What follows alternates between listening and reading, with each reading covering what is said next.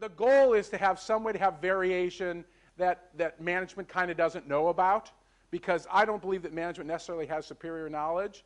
And there are lots of companies that actually do it, but note, we're talking about situations where people are doing creative work. Anything that's doing routine, like I don't really understand the value of allowing somebody who is like an engineer who's trying to, a quality engineer to do that. There might be some value, but we're talking about more sort of like extreme creative work. The other thing is that that's the kind of thing that may not fit into some company cultures, and some other things are necessary. And in fact, I think the argument that a lot of creativity happens despite rather than because of management in organizations, there's sort of like an underground culture, is one of those things that keeps many organizations going. And I'll give you an example.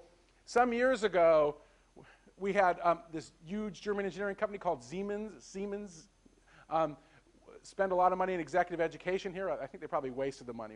That's a whole other story. But they told me when I was talking about this sort of things that at Siemens there was something known in the culture as a submarine project. And the way that many innovations happened at Siemens was that you would get an idea, you'd find a senior manager to support it or get some resources, and you'd go underground and tell nobody you were working on it, or actually go beneath the surface. And if you came up with nothing, you would die underneath the surface and not tell anybody.